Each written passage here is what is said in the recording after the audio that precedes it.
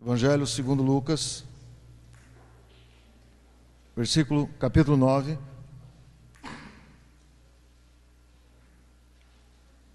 versículos 23 e 24. Em seguida dizia a todos: se alguém quer vir após mim, negue-se a si mesmo. Tome cada dia a sua cruz e siga-me. Pois quem quiser salvar a sua vida, perdê-la-á.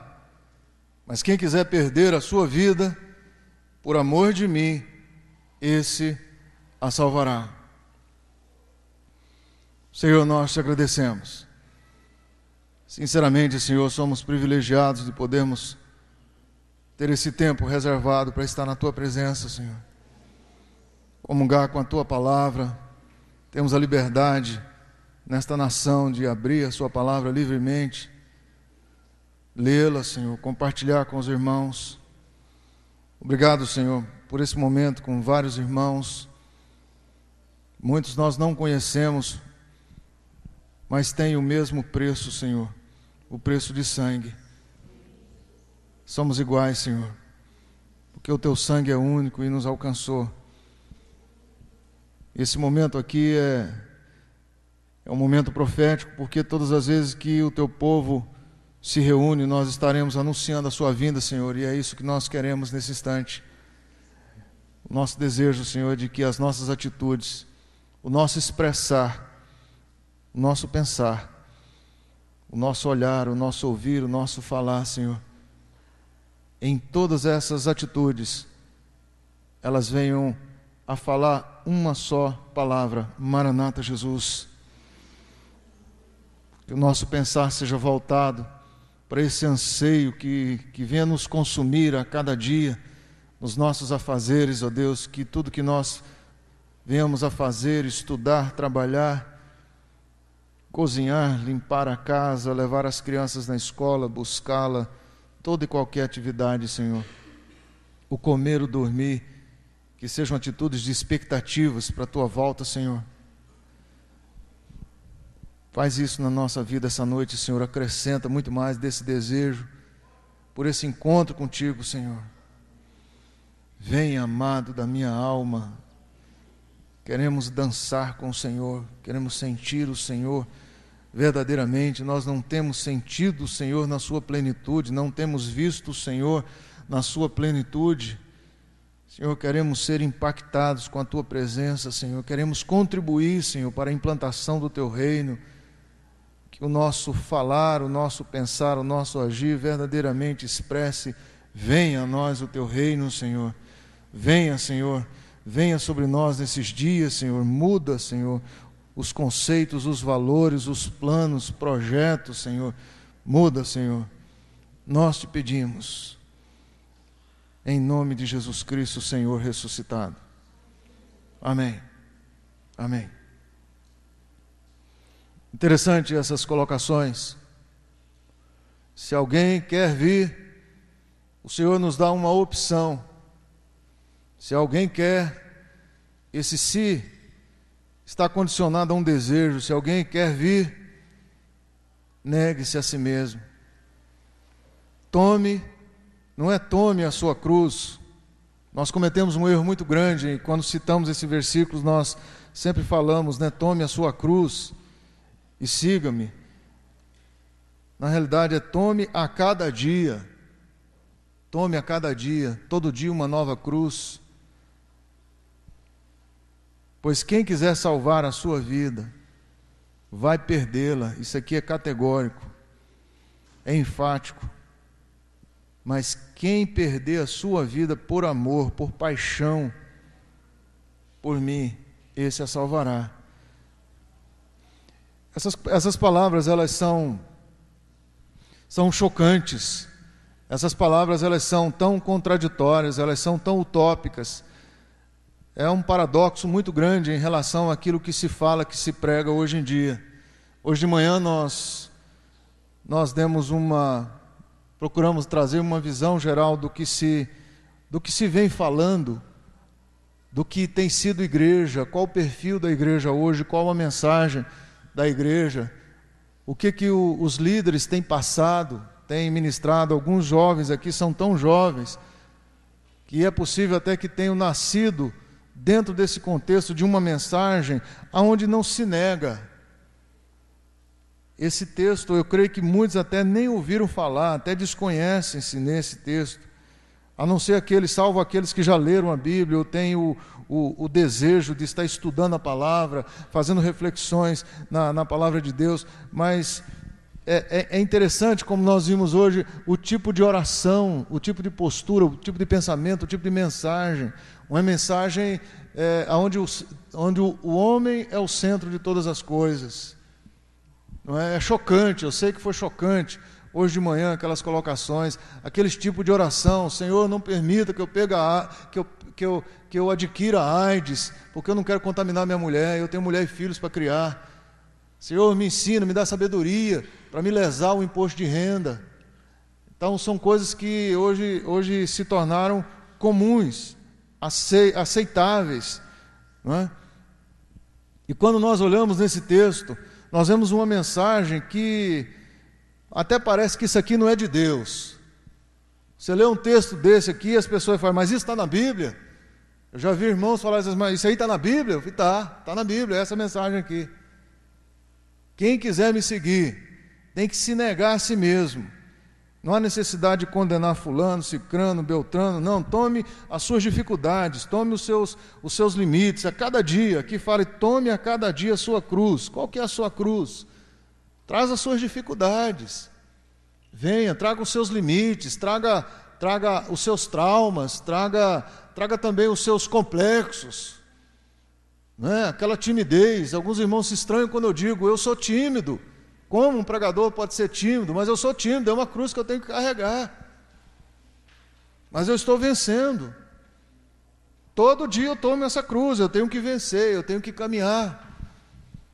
Tem que se negar, não precisa se preocupar consigo mesmo. E siga-me. É um projeto de seguir diariamente, não é algo que já vem dentro de um projeto onde você vê tudo. Não, se eu tenho que seguir, é porque eu não sei aonde é que eu vou. Eu não sei como chegar lá, eu sei que eu tenho que chegar em algum lugar. Mas eu preciso de alguém na minha frente para que eu possa ser norteado no meu caminho. Então, todos os dias, eu preciso ser norteado por Deus. Todos os dias eu preciso vir aqui para saber qual é a minha porção, qual é a minha direção para aquele dia. É um seguir diário. Não há um mapa, como alguns irmãos receberam, né? O mapa para chegar aqui no acampamento. Nós recebemos um mapa, e o mapa tem várias setinhas. Deus não dá um mapa como esse e nos abandona à mercê do nosso entendimento, das nossas reflexões, não. Deus, Ele quer que nós venhamos a segui-lo dia após dia, a cada instante. Aqui diga: siga-me a cada dia. A cada dia eu tomo a cruz e o sigo, é a cada dia. E esse seguir ao Senhor implica dele estar participando dessa cruz, dessas dificuldades que eu tenho sobre a minha vida. Enquanto a sociedade, irmãos, ela proclama o incentivo à autopromoção, à concorrência e à famosa prosperidade, e nos incentiva a uma vaidade, a uma valorização de nós mesmos, Jesus aqui nos mostra, nos propõe o negar. Por isso que eu digo para vocês, sem medo nenhum, sem receio algum. Difícil você ver uma mensagem que nos conduz a ter uma conscientização de uma necessidade de termos que nos arrepender. Eu não vejo hoje mais mensagens de arrependimento.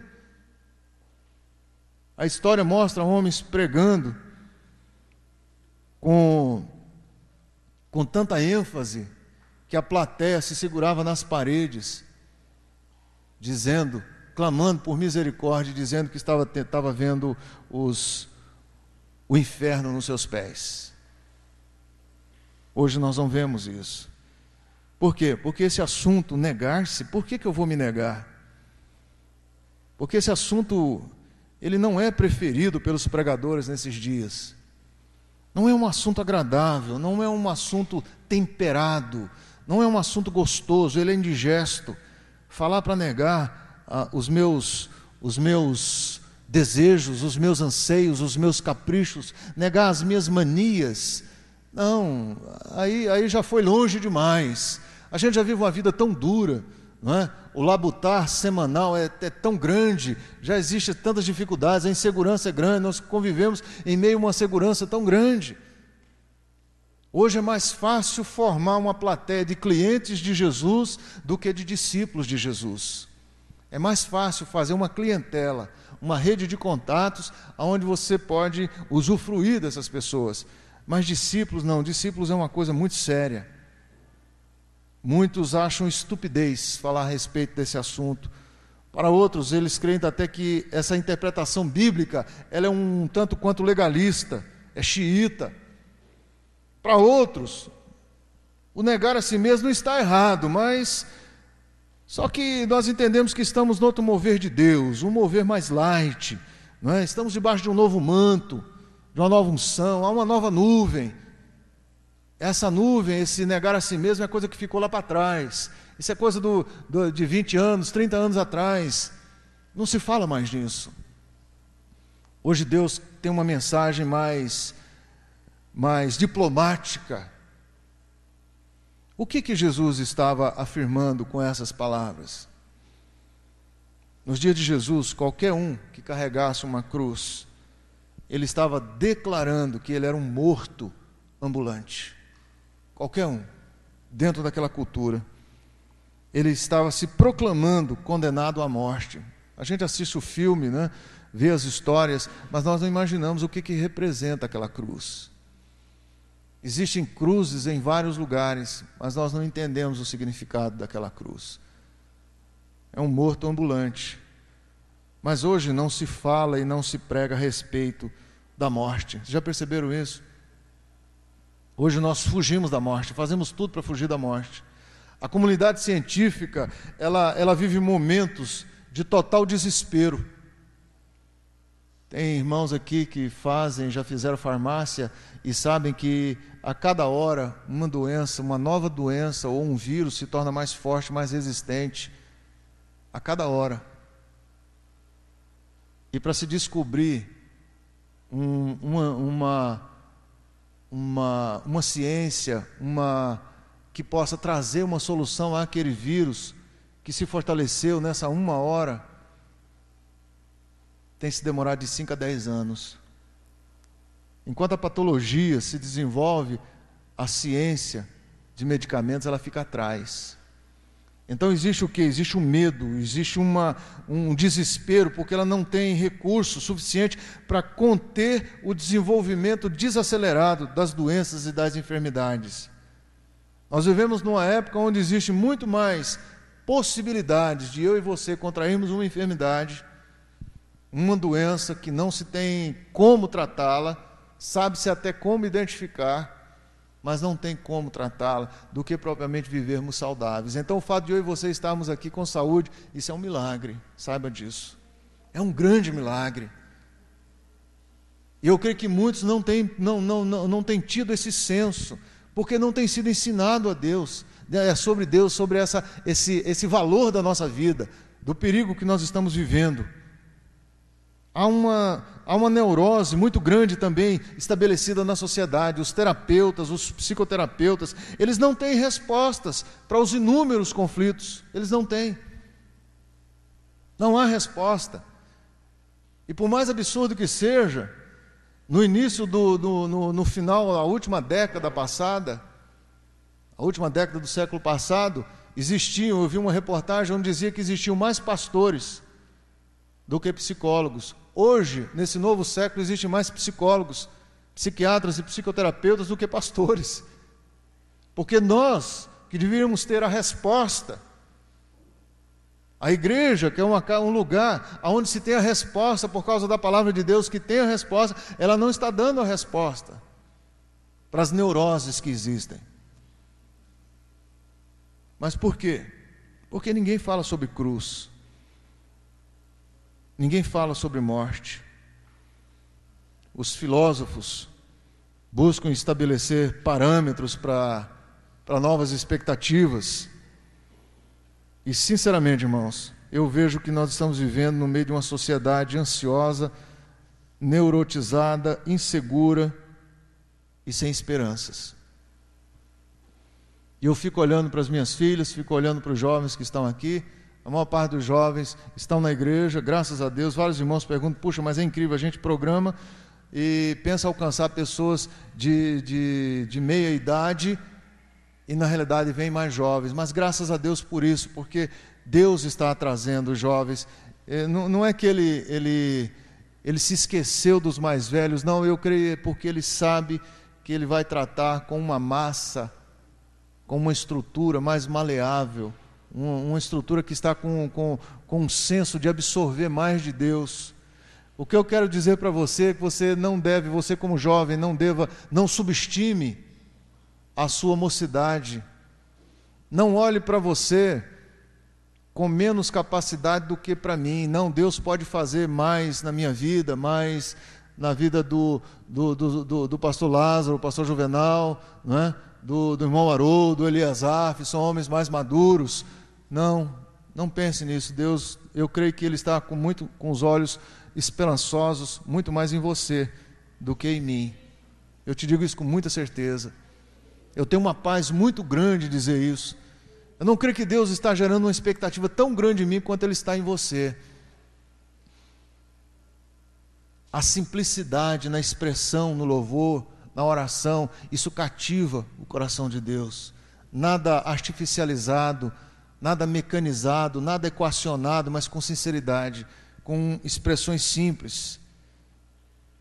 Por outro lado, os teólogos, por incrível que pareça, quando obrigatoriamente deveriam ser os portadores da única mensagem de esperança e do porvir, hoje em dia ninguém fala mais em Jesus voltar, porque se Jesus voltar hoje, vai atrapalhar a festa, vai estragar a festa de muita gente. Exatamente agora que eu comprei o meu carro novo, comprei a minha casa, né? Agora que eu vou casar, não, deixa para quando eu voltar para a lua de mel. Jesus não faz isso não, pelo amor de Deus, não volta agora não. A volta de Jesus hoje vai estragar a vida de muita gente, porque com esse pensamento, com essa ótica de consumismo que tem, essa ótica de um homem no centro, a volta de Jesus, se Jesus não está nem na periferia, a volta dele nem se cogita. Nem se cogita. Tornou-se uma palavra, o retorno de Jesus, o Maranata Jesus, é até um nome feio. Ninguém sabe o que é Maranata Jesus. Ninguém sabe mais. Quando os pregadores, os mensageiros, que deveriam ser mensageiros da cruz, eu creio que os pregadores deveriam ser, por essência, mensageiros da cruz. Não se fala da cruz, nem dos pregos da cruz. Fala de tanta coisa, menos da cruz. Nós apregoamos uma mensagem que não traz nenhuma menção ao porvir, de fortalecimento, de determinação. Nós não temos sido motivadores da vida eterna. A mensagem hoje ela é focada a um mundo materialista, tem tornado os ouvintes, não é, os clientes de Jesus, mais vaidosos, muito mais vaidosos.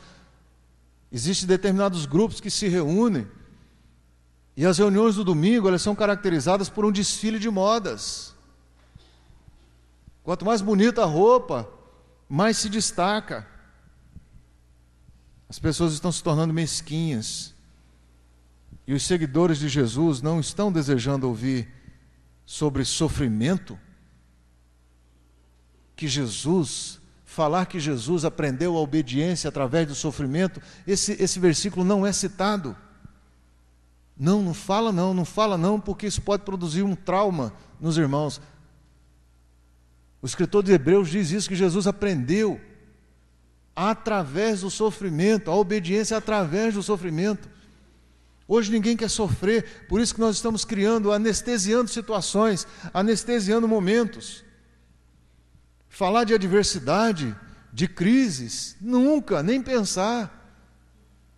Como eu já vi um pregador, um irmão me falou que um grande pregador, um grande líder, hoje interessante, é até bom a gente lembrar disso, hoje grande líder é considerado aquele que tem uma congregação muito grande. Interessante isso, é a quantidade de membresia que o torna grande. Isso é que o torna um grande líder. Então, um líder como esse, chegou a dizer de púlpito, quando você se sentir tentado, você ora para Satanás para Deus te tornar invisível, para Satanás não te ouvir, não te ver. São um tipo de orações que fogem do parâmetro de Deus. Você tem que dizer assim: não, eu quero que Satanás me veja. Eu quero que ele diga: eu conheço Jesus, eu sei quem é Paulo. Eu sei. Satanás tem que saber o seu nome, o meu nome, ele tem que saber quem eu sou, e não eu me tornar invisível. É uma mensagem que não se fala. Falar em mudança de caráter, de comportamento, isso é estupidez. Isso é estupidez. Mas a morte na cruz, o negar a si mesmo, está relacionado com o bandido que se torna um homem de bem, com a prostituta que negou a si mesmo e se tornou uma mulher respeitável. Quando o homossexual se torna um pai de família, quando a lésbica se torna uma mãe e uma esposa carinhosa, quando o ladrão, o caloteiro, o fanfarrão se torna um empresário que contribui com o seu país, contribui abrindo espaços de emprego para a comunidade onde ele está. Como cristãos, nós temos perdido muito da consciência de que todos nós estamos numa jornada e que nessa jornada nós temos que deixar algo para trás. E que não existe outra coisa a ser deixada para trás nessa jornada, nesse chamamento de Jesus. Se alguém quer vir após mim, negue-se a si mesmo. O que eu tenho que negar? Toda a minha vida. Toda a minha vida, toda aquela minha estruturazinha. A nossa cruz é uma permuta, uma grande troca, uma grande permuta de valores completamente diversos. Mas essa é a proposta do Senhor. Nós não podemos brincar de sermos cristãos. Aqueles que estão levando compromisso com Deus, que não estão levando compromisso com Deus a sério, que têm criado supostos moveres e mantos de Deus, nós precisamos tomar cuidado com essas pessoas. E essas pessoas precisam ter mais cuidado ainda, esses líderes que estão inventando moda, modelinhos. Precisa tomar cuidado, porque essa brincadeira pode acabar logo, e eu creio que vai acabar logo.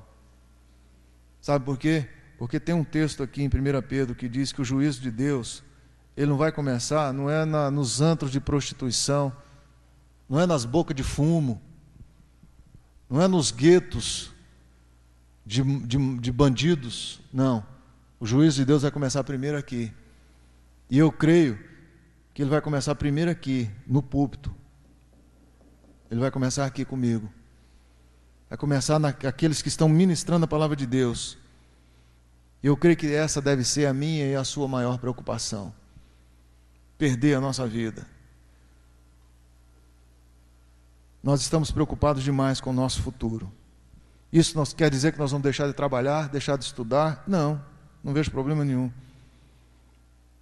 Não vejo problema nenhum. Eu creio que nós precisamos redirecionar os nossos projetos. Nós não podemos desassociar o nosso casamento com a cruz. Nós não podemos desassociar a vida conjugal da cruz. Não podemos desassociar a universidade da cruz, a vida profissional da cruz, o relacionamento pai com filho, filho com pais da cruz. Isso não deve ser desassociado. O nosso lazer, a nossa brincadeira, quando nós estamos brincando, jogando bola, tomando um banho de piscina, conversando, passeando, no shopping fazendo compras, na feira fazendo compras, qualquer uma dessas atividades nós não podemos desassociá-la da cruz. A cruz deve ser o marco nas nossas vidas. Se nós não estivermos interessados na vida eterna, nós não estaremos preparados, irmãos, para ouvir uma mensagem profética. É interessante, eu vejo como virou moda agora.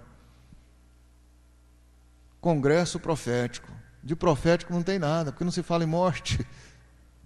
Mensagem profética. De profética não tem nada, porque não se fala em morte. Isso aqui é uma mensagem profética. Se alguém quiser vir após mim, negue-se a si mesmo, tome a cada dia a sua cruz e siga-me. Olha o profético aqui, pois Ou seja, conclusivamente, quem quiser salvar a sua vida vai perdê-la, mas quem perder a sua vida por amor de mim, apaixonadamente por mim, esse a salvará. Isso aqui é profético. Isso aqui é uma mensagem profética. Há um mal entendido. Se nós não falarmos sobre cruz, nós não temos como ministrar um louvor profético. Não tem validade no mundo espiritual. Não tem um cheiro do profético. Não tem, como eu falei hoje de manhã, se a igreja continuar do jeito que está hoje, se as mensagens de púlpito continuarem ensinando as pessoas a se tornarem clientes de Deus ao invés de discípulos de Deus, não tem como romper as portas do inferno. A Bíblia diz que as portas do inferno não prevalecerão contra a igreja, mas a igreja hoje está tão fraquinha que nós não temos nem como chegar lá, nem como bater na porta. O poder do inferno tem sido maior. Infelizmente, baseado na realidade das mensagens, nós podemos saber a realidade do compromisso de cada um. Se nós não tivermos um relacionamento com a cruz, nós não temos como proclamar o estabelecimento do reino de Deus. Por quê? Porque não existe estabelecimento do reino de Deus sem cruz. Eu não vejo isso em outro lugar na Bíblia. Não tem como estabelecer o reino de Deus se não for com a morte de cruz. A oração de Jesus foi essa: venha a nós o teu reino. Por que não se ensina essa oração mais? Venha a nós o teu reino, seja feita a tua vontade. Alguns meses atrás eu encontrei um jovem, quando eu falei a um jovem de uma outra congregação, eu falei para ele, você já observou a oração? Que é: seja feita a tua vontade, assim na terra como já é no céu. Então eu preciso buscar a vontade do Senhor, que já está estabelecida lá, para que venha se expressar aqui. O jovem parou e ficou assim: pastor, eu nunca tinha visto isso. Eu falei: abre a sua Bíblia. Ele abriu e falou assim: mas que coisa interessante, eu já li isso aqui algumas vezes, mas eu nunca tinha me detido que é a vontade de Deus que eu tenho que orar, que eu tenho que pedir para que a vontade dele... Então não se tem falado a respeito da vontade de Deus se expressar aqui. Venha o teu reino, Senhor. Venha o teu reino, Senhor. Seja feita a tua vontade. Hoje é a nossa vontade. E não venha o teu reino, Senhor. Não seja feita a tua vontade, Senhor. É a minha vontade, mas o teu reino fica aí. É o que nós falamos hoje de manhã. Foi-se a glória de Deus. Quem é a glória de Deus? Jesus é a glória de Deus. Não há mais essa glória. Quando eu falo de um evangelho profético, eu me refiro à morte, o sepultamento e a ressurreição de Jesus. E isto eu vejo que é a verdadeira vida que Deus propõe para mim e para você. Eu não vejo outra maneira. Eu não vejo outra vida, outra proposta que não seja essa. Morte, sepultamento e ressurreição. Eu não vejo. Você já teve uma experiência de morte?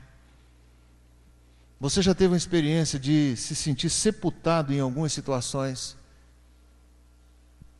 Nós estamos fugindo de situações de morte. Nós defendemos muito os nossos direitos. Nós lutamos muito por nossos direitos. As pessoas falam muito sobre graça. Não, eu estou na graça. Vocês já ouviram essa expressão? Não, hoje eu se prego a mensagem do pastor fulano e tal, ele é muito legalista.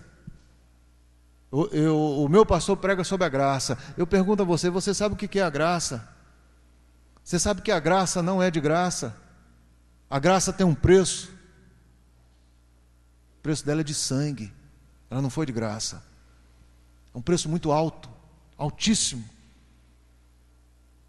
Mateus capítulo 10... versículo 37 e 38, a palavra de Deus nos diz: aquele que ama seu pai ou a sua mãe mais do que a mim, não é digno de mim. Palavras do Senhor, Mateus 10, de 37 a 38.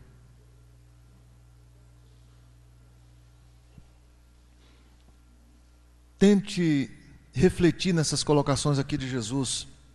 Você já parou para pensar nisso aqui? quem ama seu pai ou a sua mãe mais do que a mim, Jesus não está dizendo que eu e você devamos deixar de amar os nossos pais. Não é isso que está escrito aqui. Você percebeu isso? Não é isso. Ele não está incentivando um relacionamento de desamor com os nossos pais, de desrespeito aos nossos pais. Não, não é isso. Ele está dizendo aqui o quê? Que quem ama seu pai ou a sua mãe mais do que a mim, olha que coisa interessante, não é digno de mim. Sabe por quê? Você olha, mas como é possível? Como é que eu vou me direcionar numa colocação como essa? É aquele versículo que eu citei para você hoje de manhã. Lembra? Se nós amamos, se eu tenho condições de amar a você, você se lembra disso? Se nós amamos, é porque Ele me amou primeiro. Se eu tenho a capacidade de amar você, essa capacidade, ela não é minha. Eu não tenho mérito algum em amar você. Mas aquele irmão, ele é tão amoroso. Não, não é amoroso, é o amor de Deus que está nele. Não há mérito. Eu quero que você entenda isso. Isso é o negar a si mesmo. Olha, mas eu amo demais os meus filhos. Não, você não ama demais, é o amor de Deus em você. Eu amo demais a obra de Deus. Não, você não ama demais.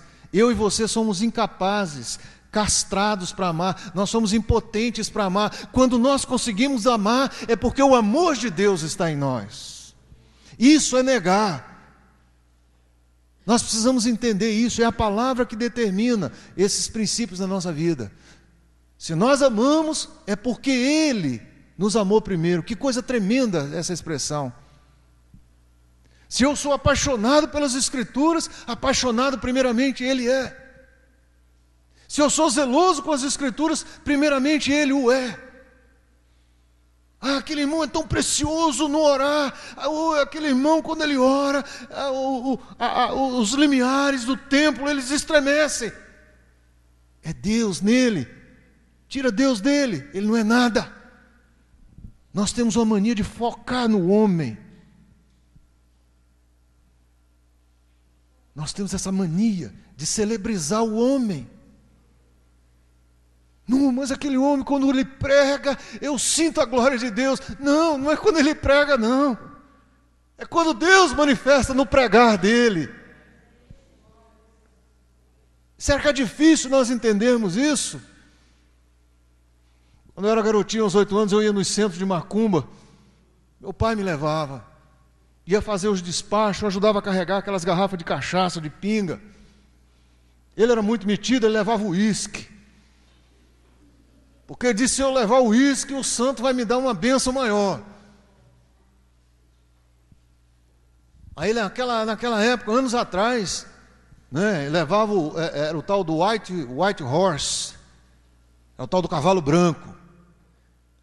Aí o santo pedia o cavalo branco para beber. E lá eu com um punhado de garrafa de litro de uísque. Aí ele chegava lá, havia aquela manifestação, aquela voz rouca, não é? E eu lembro que eu perguntava para o meu pai, o que é isso? Quem que é aquilo? E ele falava baixinho, porque era respeitoso o lugar, havia um respeito, uma solenidade, ninguém mascava chiclete, ninguém contava piadinha, havia um respeito muito grande, e ele dizia baixinho, aquilo ali é uma entidade, é fulano de tal. Eu ficava interessante, eu digo, então não é o homem que está falando, não, é um ser evoluído que incorporou nele. E interessante, quando eu venho atraído para o Evangelho, eu chego na igreja, eu vejo as pessoas dizerem, o irmão, o pastor, fulano, ele é uma bênção, mas eu não vejo falar no nome de Jesus, que fala naquele homem.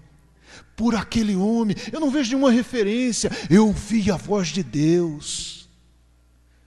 Eu tive visões de Deus. No centro eu tinha visões do inferno. Eu ouvia as entidades do inferno. Não havia celebridade nenhuma no centro. Não era o pai de santo, não era a mãe de santo, não eram os filhos de santo que tinham como referencial. Eles não eram celebrizados não, mas eles eram respeitados porque eles recebiam aquelas entidades. A ênfase era as entidades, o respeito era as entidades. Hoje nós celebrizamos os homens e as mulheres de Deus. Cadê o Deus que usou aquele homem e aquela mulher? Não, ninguém toca nisso. Ninguém toca nisso. Quem ama seu pai ou a sua mãe mais do que a mim, não é digno de mim. Quem ama o seu filho ou a sua filha, irmãos, nós temos pais aqui, são poucos os pais, são muitos filhos.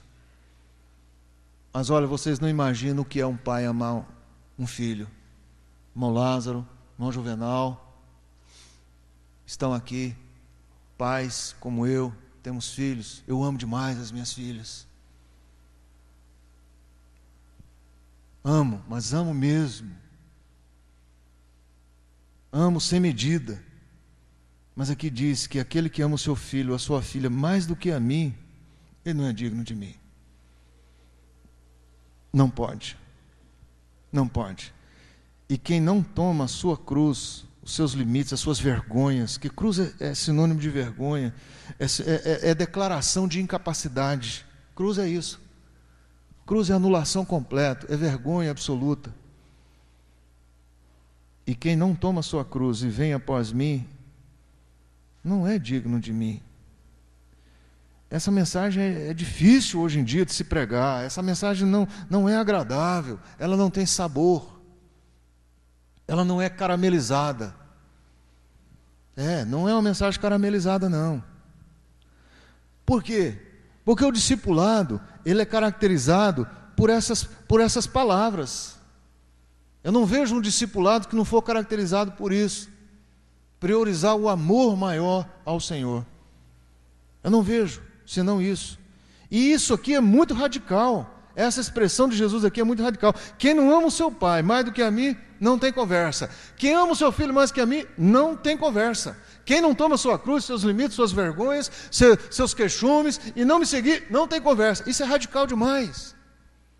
Como que você, como eu e você, vamos conviver com uma mensagem como essa, na sociedade em que eu e você estamos? Principalmente quando não se fala sobre isso. Fala sobre tudo, menos sobre isso.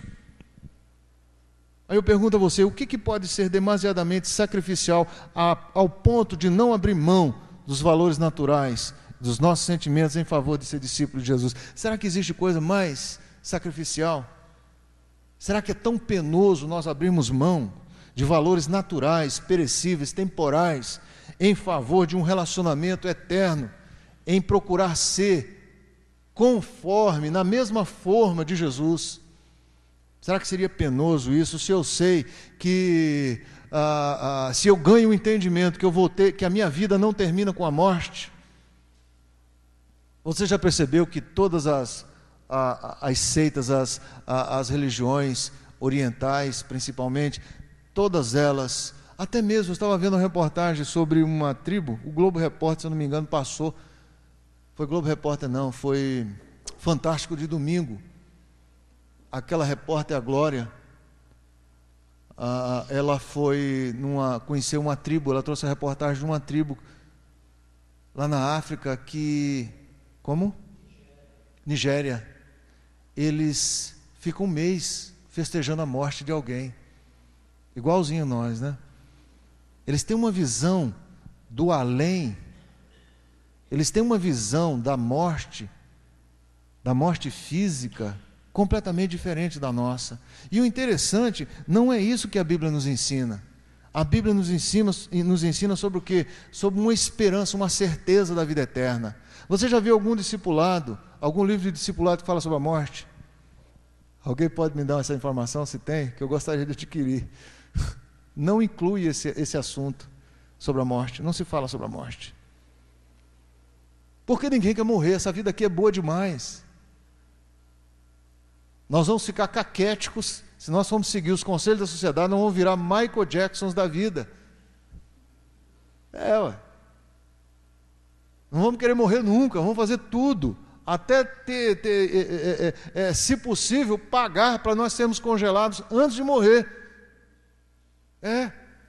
Há uma grande expectativa agora, porque descobriram que há uma possibilidade, está todo mundo assim, alvoroçado, está todo mundo borbulhando, porque descobriram que tem um lado da lua que tem sol direto, recebe sol direto, e há uma possibilidade de encontrar água a 150 metros de profundidade. A NASA já está elaborando uma sonda que vai perfurar os 150 metros.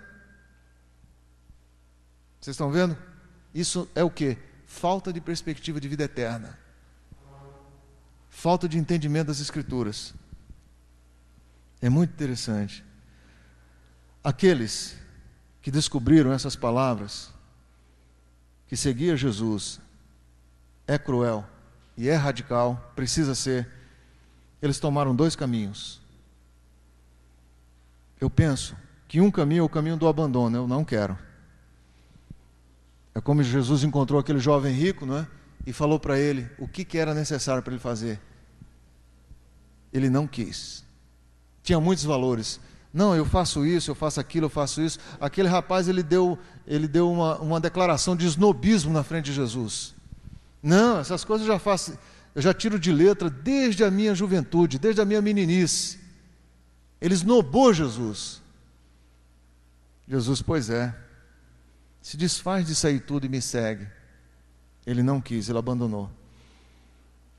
E o segundo caminho, para não dizer que abandonaram, existem pessoas que criam novas doutrinas, como a doutrina da prosperidade, usa Deus como um amuleto, usa o nome de Jesus como uma palavra mágica, abre-te sésamo, e as barreiras vão ser retiradas das nossas vidas. Jesus é muito claro quando ele diz, pois quem quiser salvar a sua vida, que coisa interessante, até parece uma lição de suicídio, uma aula de suicídio. Quem quiser salvar a sua vida vai perder.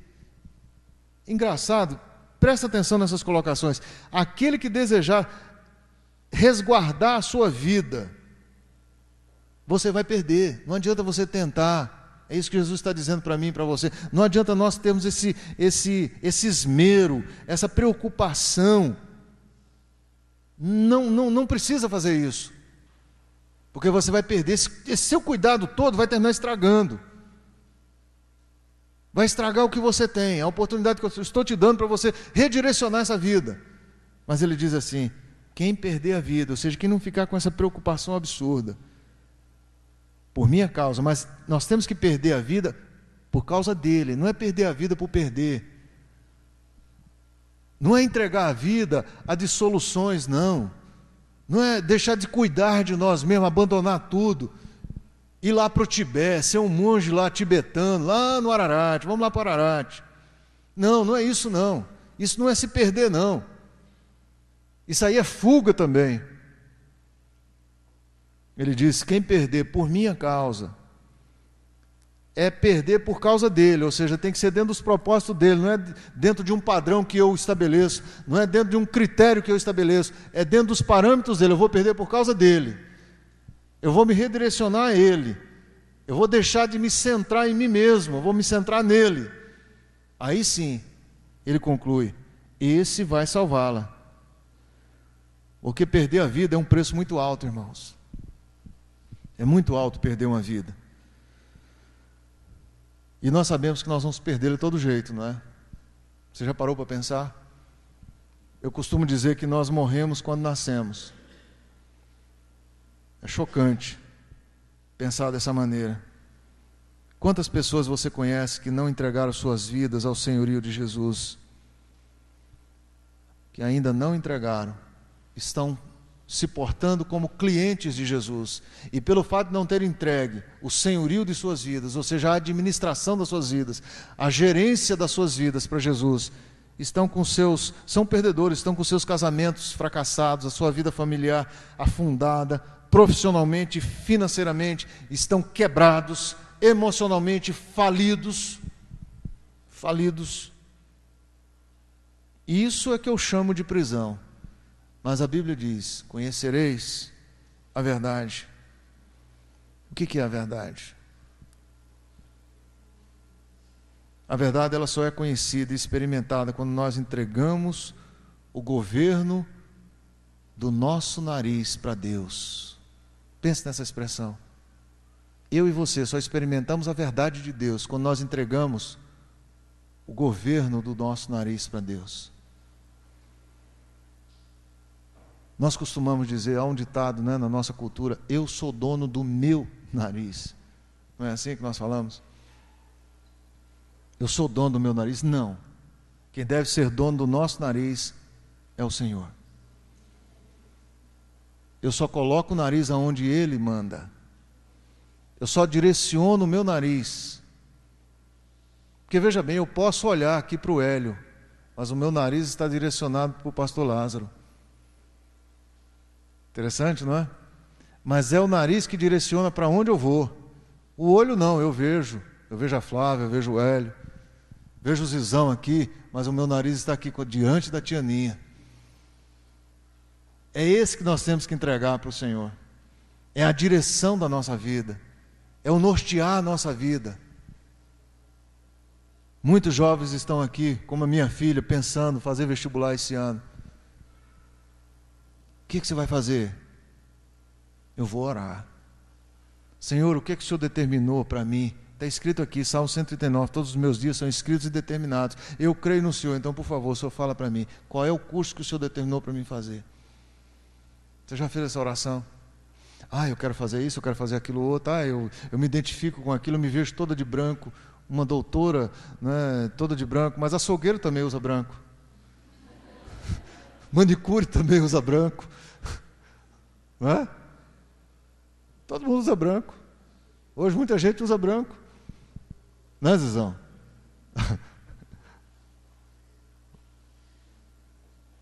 Pergunta para Jesus. Não coloca o seu nariz em qualquer lugar. Não põe não, é ruim demais. Você já colocou o nariz onde não devia ter colocado? Você já teve essa experiência? Eu já tive uma experiência, o meu nariz é bem grande, eu já tive uma experiência dessa, posso citar para você. Eu gosto de mexer em eletricidade, em canos, eu mexo tudo em casa, eu tenho muitas ferramentas, inclusive eu digo que tudo que é feminino na minha casa eu sou ciumento. O meu carro não, pode pegar, mas as minhas ferramentas, as minhas mulheres, as minhas filhas, não chega perto não, eu sou ciumento demais. E um dia eu estou lá mexendo nas ferramentas, estou mexendo numa tomada lá, consertando, só que eu não desliguei a chave, e essa chave de fenda, a chave geral, e essa chave de fenda, ela é daquela compridinha, e eu estava com muito cuidado, só que eu encostei o nariz. Meu Deus! Alguém já levou choque no nariz? Alguém já levou? Não, é uma experiência inusitada. É única, é única. Eu, literalmente, os meus olhos tremeram assim, fez assim, desse jeito, aqui as pálpebras aqui tremeram, estremeceram, isso aqui me queimou tudo. É interessante, a experiência interessante, mas não foi agradável. Mas por quê? Porque eu não cuidei do meu nariz. Eu estava acreditando no meu taco, na minha habilidade. Eu não lá desligar o disjuntor, não, eu consigo. Eu peguei uma chave de fenda compridinha, mas só que eu não. Tuf. Meu Deus, mas deu um estalo. Quantos estalos nós não temos dado porque estamos colocando o nariz nos lugares errados? Você já pôs o nariz em algum lugar errado? No namoro, colocar o nariz no namoro.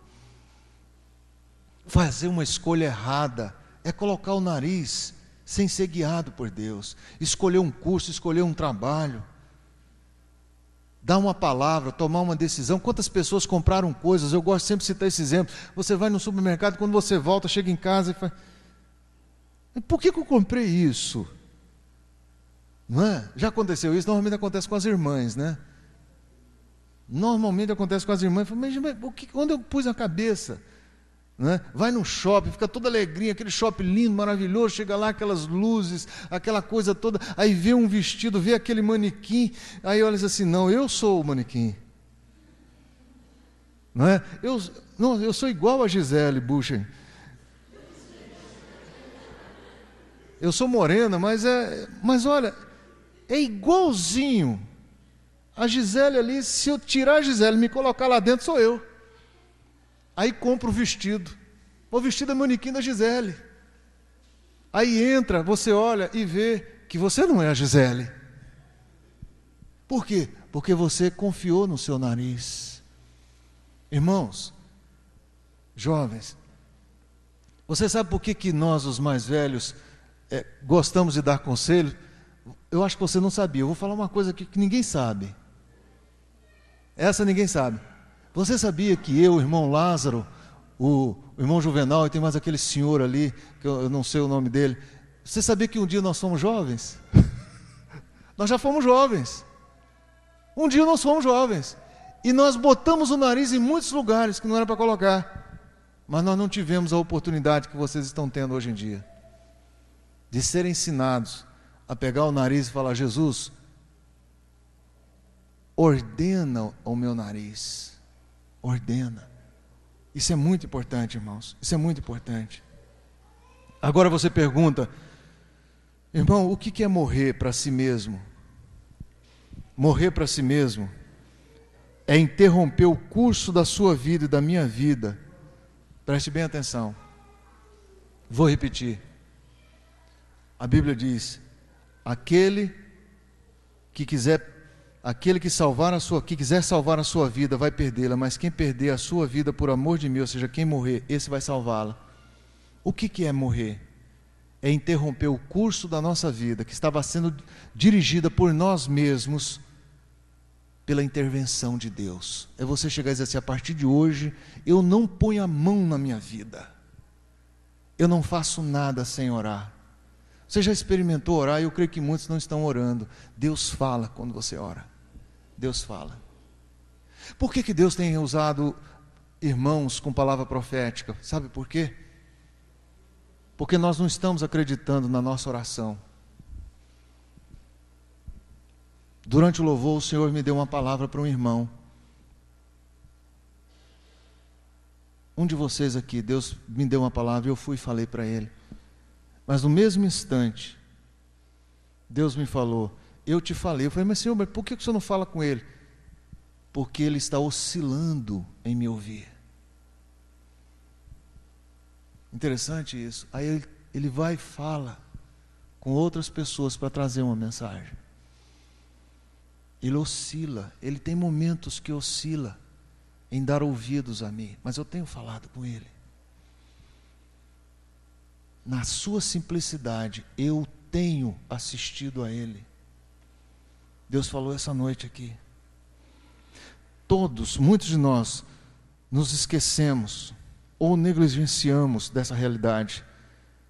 Quando você não alimenta a sua dor, nem deixa o insulto e o desprezo ferir o seu interior, pelo contrário, você se considera uma honra sofrer pelo testemunho cristão, isso é morrer para si mesmo. Você não fica bravo: tem alguém falando mal, deixa eu falar. O irmão que me deu isso aqui, ele não sabia o que eu ia pregar. Ele não sabia. E ele me passou isso aqui hoje, agora há pouco. Diz assim: muitas vezes as pessoas são egocêntricas, ilógicas e insensatas. Mesmo assim, perdoe-as. Pode perdoá-las, mesmo elas sendo assim, perdoe. Se você é gentil, as pessoas podem acusá-lo de egoísta e de interesseiro. Seja gentil a si mesmo. Você não vai deixar de ser gentil porque as pessoas chegam e fazem algum comentário a seu respeito, a sua gentileza. Se você é um vencedor, terá alguns falsos amigos, mas você vai ter alguns inimigos verdadeiros. Irmãos, não existe coisa melhor do que você ter um inimigo verdadeiro. É tão bom ter inimigos autênticos. Sabia disso? Porque você sabe que eles são. Agora, os amigos falsos é difícil. É muito difícil. Eu prefiro inimigos verdadeiros, declarados, entende? Aqueles que me veem, os olhos só faltam pular das órbitas, mas eu não quero um amigo falso do meu lado. E essa pessoa diz assim: se você é um vencedor, você vai ter falsos amigos, e e alguns inimigos verdadeiros. Mas vença a si mesmo, não desanime de lutar, continue vencendo. Se você é honesto e franco, positivo, as pessoas podem tentar te enganar, mas continue sendo honesto. Não desanima, não. Todo mundo é desonesto, continua sendo honesto, continua sendo sincero.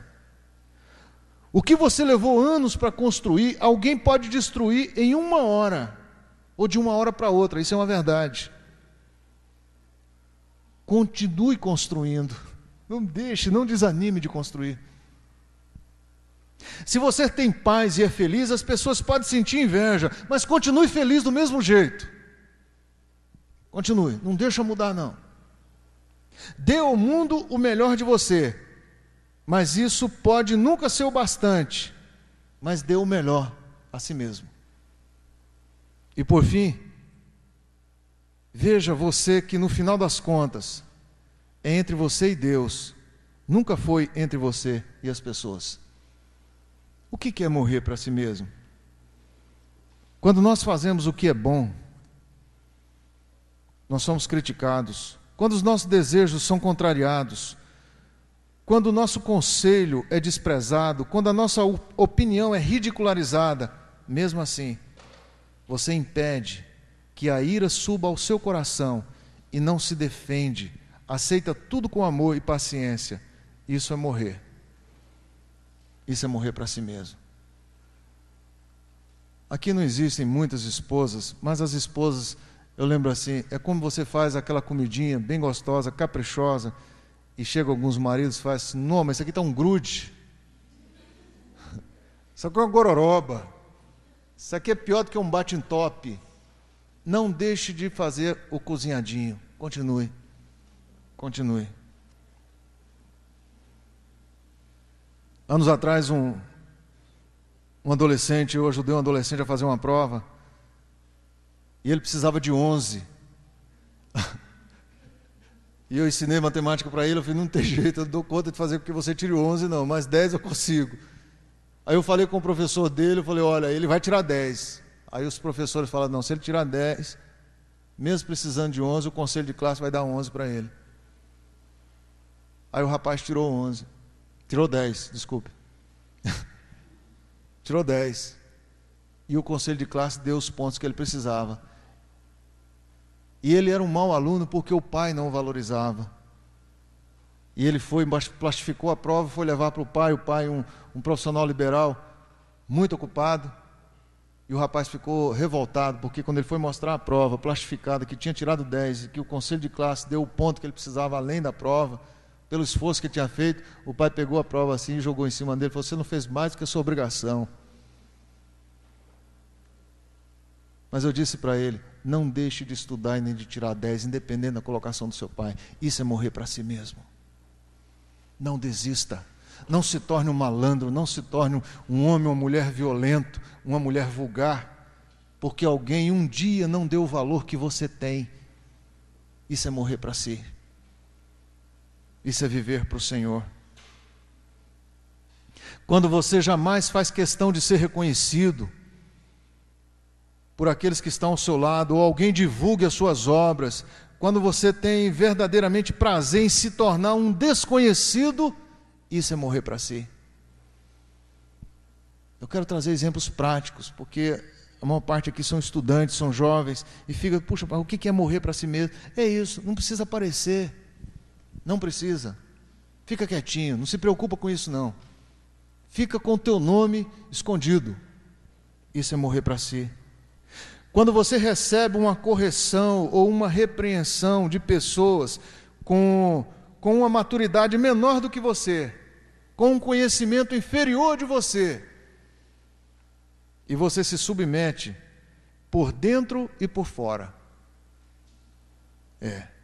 sem ressentimento ou amargura no seu coração, quando você tem uma atitude como essa, alguém te chama a atenção, e aquela pessoa não conhece o tanto que você conhece determinado assunto, e ela chega e fala para você fazer aquilo, você está subordinado a ela, a essa pessoa, e você se submete. Sabe o que é isso?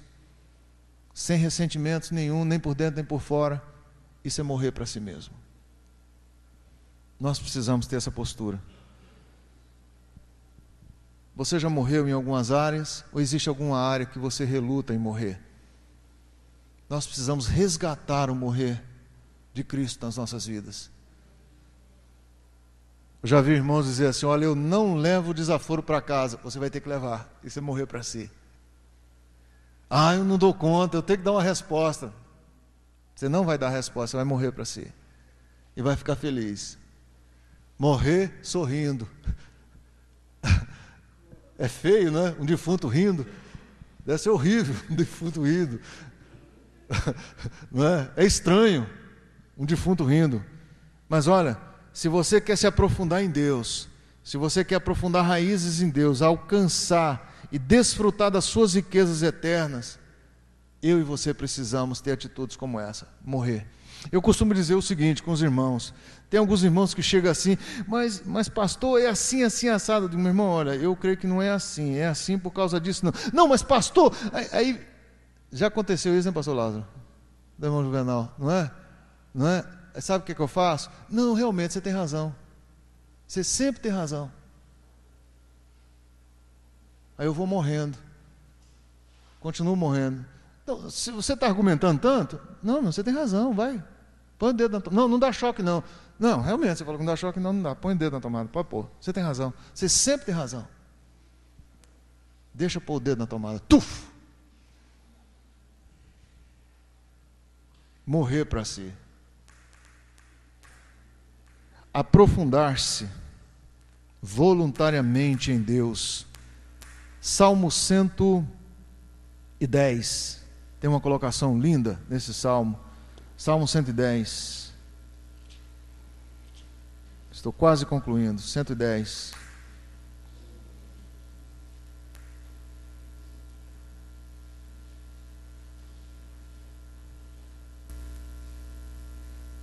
Versículo 3.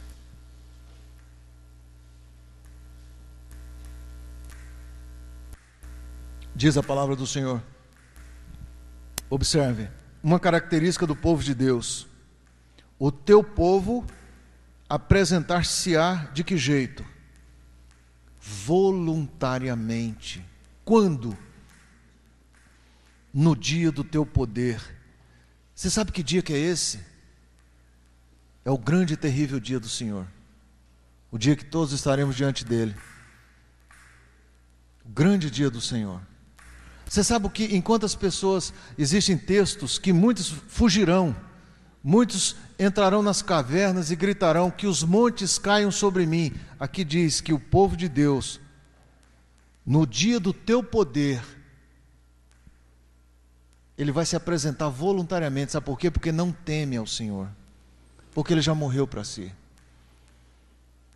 Em trajes santos, como vindo do próprio seio da alva, será o orvalho da tua mocidade. Pensa sobre esse versículo aqui, marca na sua Bíblia. Aquele que morreu, que se permite morrer em favor da vontade de Deus na sua vida, estabelecendo-se, no dia do Senhor, ele se apresenta voluntariamente. Ele não precisa ser sugado como os pecadores serão sugados. A Bíblia diz que todos estarão diante do Senhor, mas uns serão sugados, mas aqueles que morreram para si mesmos, para fazer com que a vontade de Deus se estabeleça na sua vida, eles vão se apresentar voluntariamente, é o que está escrito aqui. O teu povo se apresentará voluntariamente, ou seja, de bom grado, espontaneamente, no dia do teu poder. Tremendo isso, não é? Que efeito, qual o efeito que pode produzir com a morte de mim mesmo, ou seja, do meu eu, da minha vontade? Qual é o efeito? Será que eu vou sentir alguma coisa? Eu vou ler para você uma expressão usada por um cristão no ano de 197, no ano 197 da era cristã, um mártir cristão chamado Tertuliano. Ele escreveu, ele disse diante dos seus executores, ele disse o seguinte: o sangue dos cristãos é a semente da igreja. É a isca que atrai homens para o nosso pensamento. Multiplicamo-nos sempre que somos cortados por vocês. Você já pensou nessa colocação? Um cristão, na hora da sua execução, ele disse assim: nós nos multiplicamos quando vocês, falando para os executores, para os verdugos, para os carrascos, ele apontou o dedo para os carrascos e disse assim: quando vocês nos cortam, nós nos multiplicamos. Viram?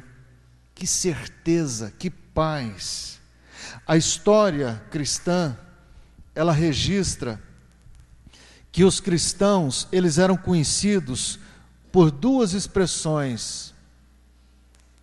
Uma delas, os cristãos naquela época, na época da perseguição, eles eram conhecidos como amigos das varas ou dos postes. Sabe por quê? Porque eles eram pendurados vivos. Pendurados vivos, eles eram chamados de homens e mulheres dos postes. Eram apelidos que eram dados de desprezo àqueles que davam, que se permitiam que fossem amarrados a um poste ou atados pelo meio num monte de varas para ser queimado. Eles se permitiam, eles não ficavam se debatendo: não me leva não, está amarrado, eu te repreendo em nome de Jesus. Ninguém via isso não. Pegavam ele, amarravam, colocavam ele em cima das varas para ser queimado, ou então penduravam nos postes. Amigos das varas, aqueles que eram queimados vivos, nem se mexiam. Ou então, homens e mulheres dos postes, eram pendurados vivos. Irmãos, jovens, anos atrás, aproximadamente 8 para 9 anos atrás, eu tentei evitar a morte do ministério que Deus me confiou. Quando eu estava em Anápolis, antes de vir aqui para Goiânia, eu tentei evitar a morte do ministério. Eu tentei evitar os meus sonhos e projetos que Deus tinha me dado. Eu tentei usar a minha força há aproximadamente 9 anos atrás. E isso só me desgastou, e desgastou a minha família, minha esposa que está aqui me ouvindo e as minhas 2 filhas. E elas sabem disso. Eu usei muito da minha força. Eu usei muito da minha intelectualidade. Eu usei muito do meu temperamento. Eu não me permiti morrer. E isso trouxe um desgaste físico e emocional na minha família. Minha esposa e minhas filhas sofreram muito. Por quê? Porque eu estava lutando pelo meu ministério. Eu estava tentando evitar que colegas de ministério passassem por cima de mim. Hoje eu aprendi que eu não preciso lutar em favor de absolutamente nada. Deus dá aos seus enquanto dorme. Quando eu compreendi que eu necessitava entregar o meu ministério, que eu já estava trabalhando numa igreja há 15 anos, e eu tive que abrir mão de irmãos que eram menos experientes do que eu, menos vivenciados do que eu, que tinham chegado bem depois do que eu. Quando eu entendi, eu compreendi que precisava abrir mão daquele ministério, daqueles sonhos, daqueles projetos, daquelas facilidades, àqueles irmãos que estavam tentando tirar proveito. O Senhor iniciou um processo de multiplicação na minha vida, na vida da minha esposa e das minhas filhas, um processo de multiplicação que eu estava travado, eu estava estéril. Enquanto eu usava as minhas forças, a minha capacidade, a minha língua, que é muito grande, a vida da minha esposa e das minhas filhas e a minha própria vida, ela estava sendo improdutiva. Ela era estéril. Minha esposa ficou literalmente doente, enferma. Por quê? Porque eu não estava permitindo, eu não queria morrer, eu esperneava. Porque aquelas pessoas queriam, enlouquecidamente, tomar o meu lugar, e eu não queria dar, porque eu cheguei lá primeiro, lutei, construí, durante muito tempo eu abri mão. Falei, não, chega. Eu quero continuar, irmãos, morto, Vivo para Cristo, morto para a minha vontade. Eu quero. E eu quero sugerir a você, jovem, fazendo a leitura, concluindo essa reunião, fazendo a leitura da carta de Paulo aos Filipenses, no capítulo 2, por favor. Capítulo 2, da carta de Paulo aos Filipenses.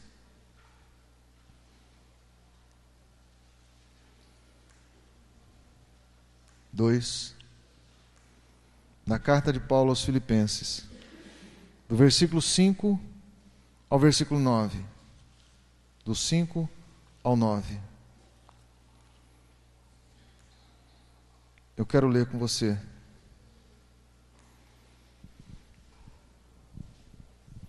Apenas esses 5 versículos.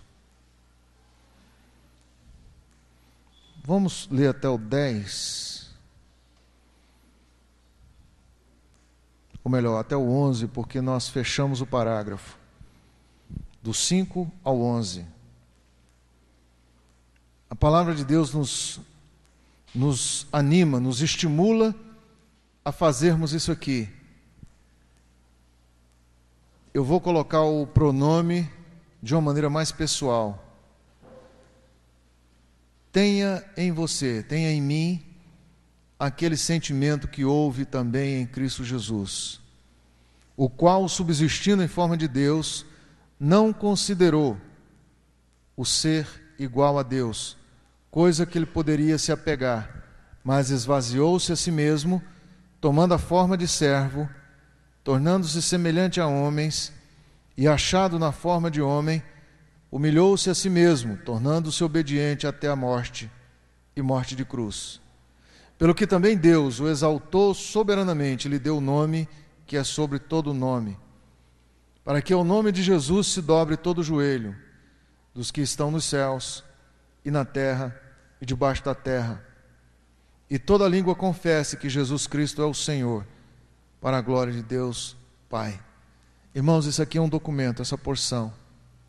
Se você crê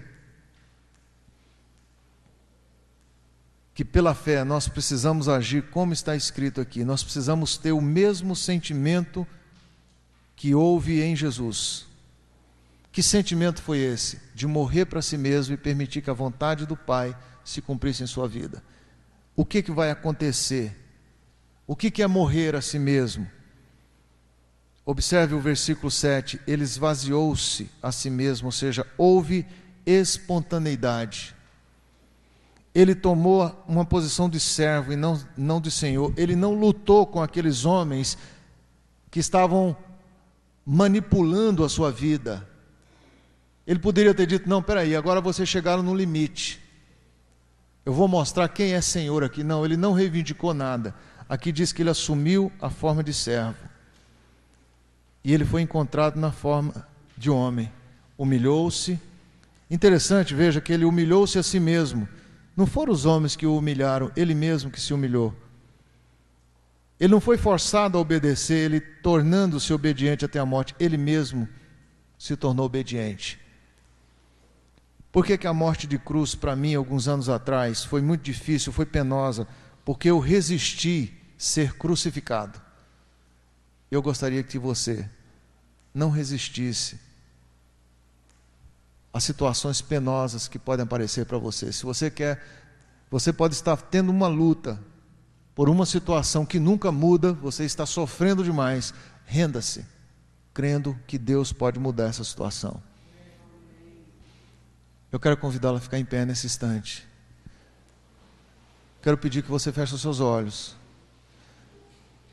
e pense em situações difíceis que você tem enfrentado, situações penosas, situações conflitantes na sua vida, situações que você tem inclusive até orado, você tem feito campanhas, buscado com muito zelo sair, tentar mudar aquela situação com toda a sua inteligência, com toda a sua capacidade. Qual é a situação? Coloque essa situação agora diante de Deus. Eu queria que você estivesse entregando-se ao Senhor. Tudo aquilo que você tem lutado, não lute mais a partir de hoje. Não lute. Entregue-se àquele que pode mudar a sua vida. Ele quer lutar por você. Declare-se incapaz, declare-se impotente. Essa é a morte de cruz. Senhor, eu não posso. Senhor, me perdoe, porque até aqui eu tenho usado a minha força. Senhor, até aqui eu tenho usado a minha inteligência, a minha perspicácia, a minha insistência.